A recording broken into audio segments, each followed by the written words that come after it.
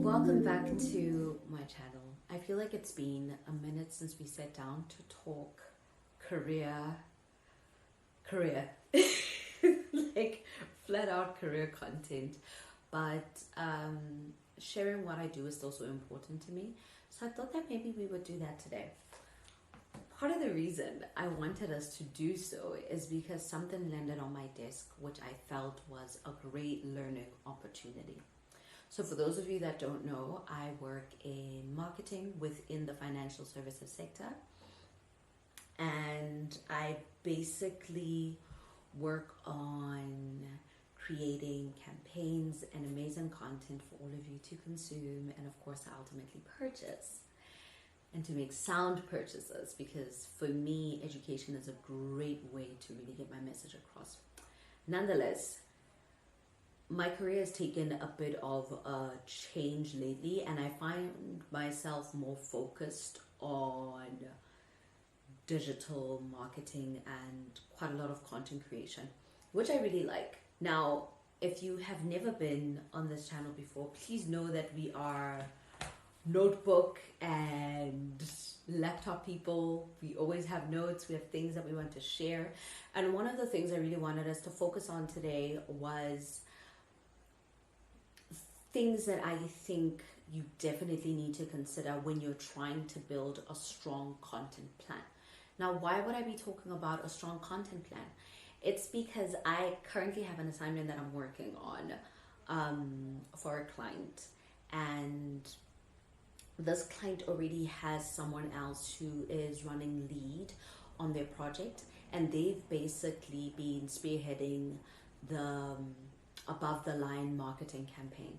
And what I am going to come in with is a content strategy, a digital marketing strategy to help that particular campaign have more legs. Now, this is not to shade the traditional advertisers, but I do feel that what people like me bring to the table definitely helps elevate the experience of the product and communicate the purpose of the campaign a bit better, because we reach the client in the palm of their hands. Not everyone's going to see the billboard, and not everyone might hear the radio ad, but we know that the likelihood, especially in these times that we live in, is that you're going to experience a product or you're going to know about a service through your mobile phone, and you're likely going to take action from them. So this switch in my role has really helped me, because I'm fascinated by consumer behavior, especially within the digital space. All right. So not to bore y'all with the details, but one of the most important things for me to take note of right now is to have a clear understanding of the campaign objectives. Now, these objectives have already been set from the time that the client briefed in the project, but having oversight of the campaign objectives helps me understand what they are ultimately trying to achieve. Remember, I am coming in with an additional solution to whatever the main campaign is going to solve. So I'm basically just, I don't want to say cherry on top, but sprinkles. We just sprinkling and finessing things to make it even better. The other thing that's really key is I need to have a clear understanding of the audience that the client wants to target, whether they're an existing audience that they want to work on retaining, or of course they want to acquire. The other thing is to understand the themes. Now, you're gonna find that a lot of the times there are quite a lot of themes that occur within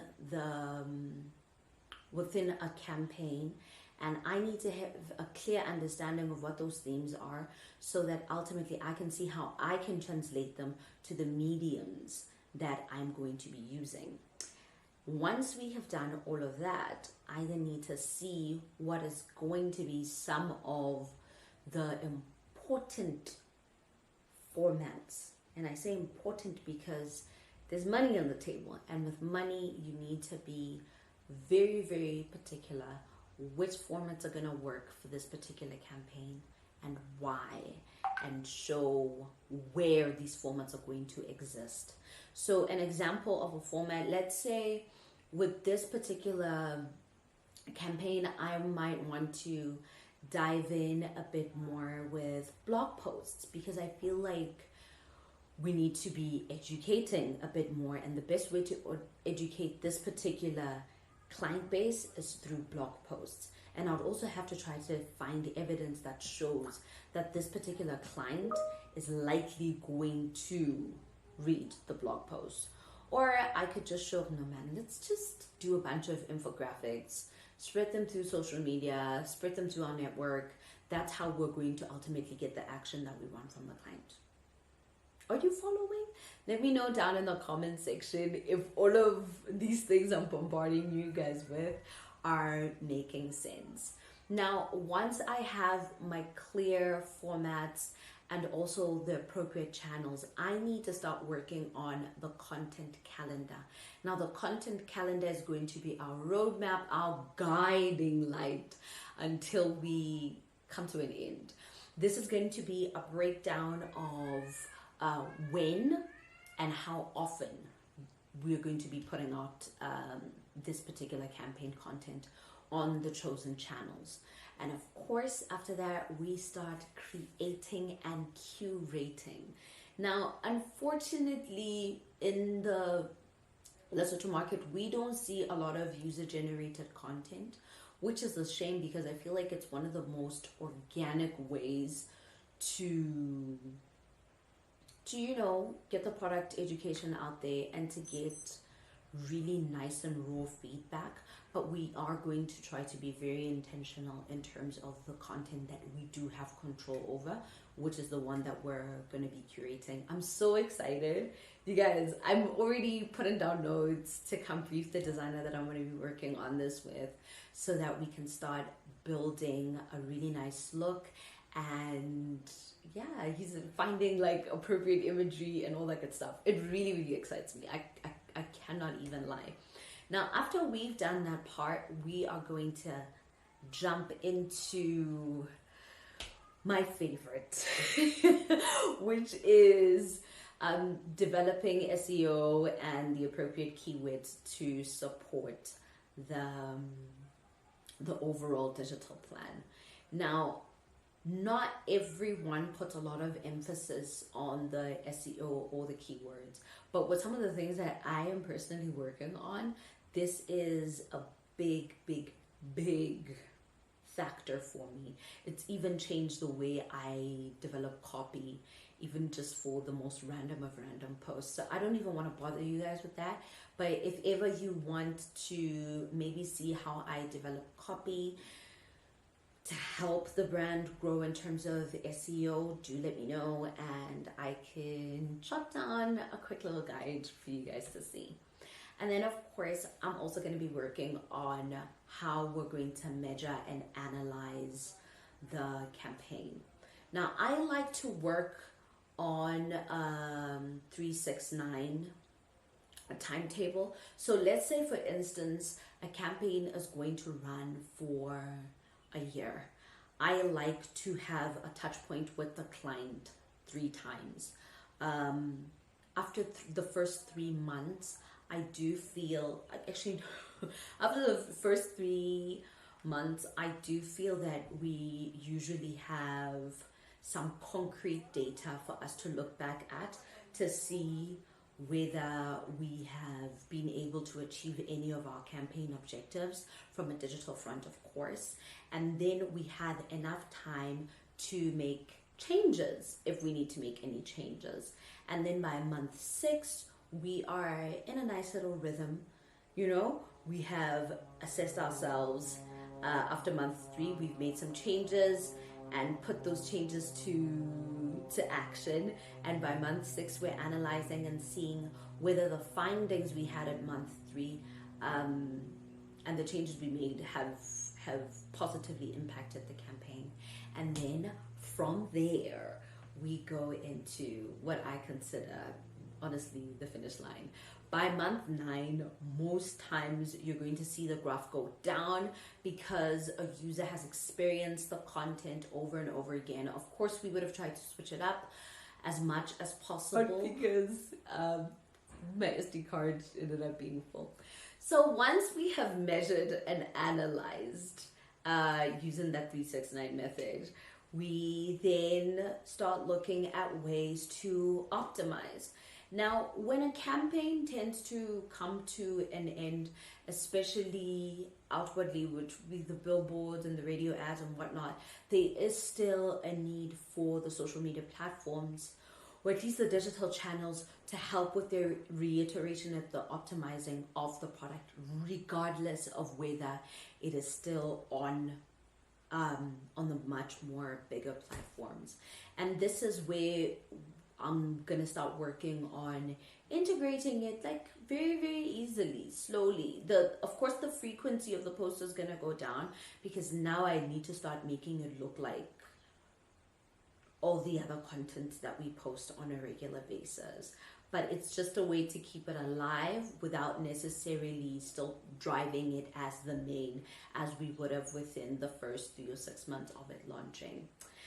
And then another really key thing to remember when you're working on a content plan for a client is to align it with the overall marketing strategy of the marketing team.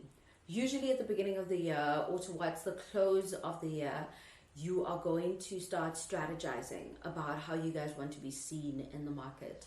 And at the end of the day, as much as you may think that a content plan is such an isolated item within the bigger sphere of like the overall marketing strategy, it does come into play. It's still so important to take a step back and be like, okay, Hannah, what did we say was going to be the thing that we were going to do? And is this action that I'm planning to do still aligned to the much bigger picture and how we want to be perceived in the market? So yeah.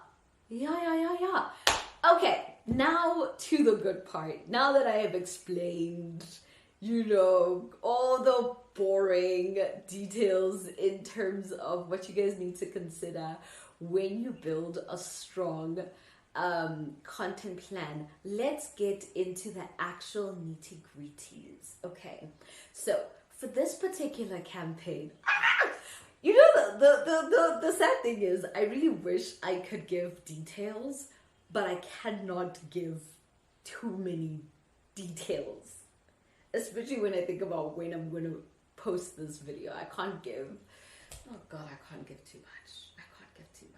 Maybe we'll do a deep dive one day once the campaign is out in public and we can talk about why I picked particular pillars, or I initially presented particular pillars to the client for them to consider. But yeah, so for me, once I am clear on the campaign objective and the overall marketing strategy, and I have an idea of the budget, I then sit down and I start developing my pillars. I really think that building your social media plan or your content plan with pillars first helps you keep on track, right? So your pillars could talk to different areas and you can honestly name them how you want. You can have a pillar called attract, you can have engage, you can have acquire, you can have play, and all of those things will represent different things that you want to do on the social media platforms, and how you measure each one may also differ. So for this particular campaign, I had jotted down 5 pillars. I will share one, which I also feel like is such a consistent pillar for most brands. But one of my pillars is educational content.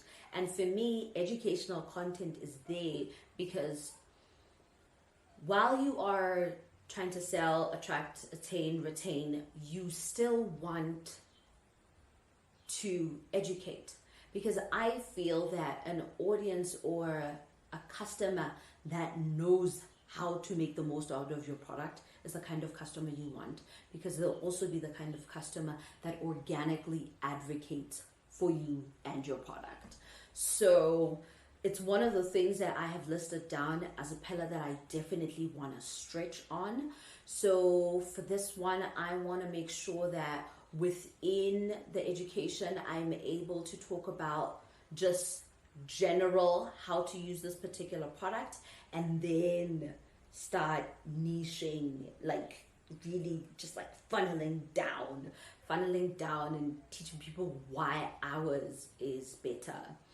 And yeah, this is just honestly going to be a way for me to reiterate, remember what I said earlier in the video, reiterate the purpose or the importance of what we're trying to sell, thus helping the client make more informed decisions regarding their needs. Now, just like any other project that you might be working on, I can't stress enough how important it is for you to have measuring metrics. Measuring metrics are going to help you keep on track. If we're being honest, they're going to keep you honest, because one thing that I've noted is a lot of times people just assume that with social media managers or, you know, social media specialists, we just want you to post. Posting is not the marketing. It's not the money-making mechanism. No. There are other things involved, and we're just trying to make sure that each and every single person understands that there is intentionality, and on top of there being intention, there is measuring metrics in order to keep us honest and to show the return on investment to the client. So one of the key metrics that I'm going to apply for this is engagement, because it is super important to show just how many people overall across all active channels that we would have picked for the campaign were essentially engaged. And then we're going to look at whether or not we were successful in creating leads. I do believe that a lot of times we sleep on the fact that social media is such a great way to get leads. And also it is so important to keep track of those leads. So that's one of the things I have down here. And then the cost per lead. I put this one in for the sake of cheekiness, because I always want to like one up all the traditional advertising avenues, even though I'm well versed in being a traditional advertising girly. But now that I'm on the other side, you know, I'm always trying to show that this side is more affordable, and a little can go a long way. So yeah, for me, focusing on these particular pillars as well as these measuring matrices is honestly going to help me showcase the overall or the overarching theme of the campaign. And it's also going to help them generate leads, and it's also going to help them generate sales. And yeah, that's about it. I really hope that this breakdown of content plans and what to consider when you're building a social media strategy or a content plan to support a retail campaign is helpful to you guys. If you like more content like this, do let me know. I tend to work on some really interesting things, but sometimes I feel like not everyone wants the type of content that makes you sit down and take notes. But I also know that for some, the most you get in terms of like actual practice is maybe on your own social media platforms. Even if you've taken like a Google Garage course, or you've taken a Udemy course about social media management, or even advertising, but to actually have someone break it down within the context of where you live definitely makes it better. If you'd like more content like this, do let me know. Leave a comment down below and let me know what you think. Until next time, guys, thank you so much for tuning into this episode of the Millennial Career Series. Until next time, cheers. Teams is beeping. Teams is beeping, guys. Later.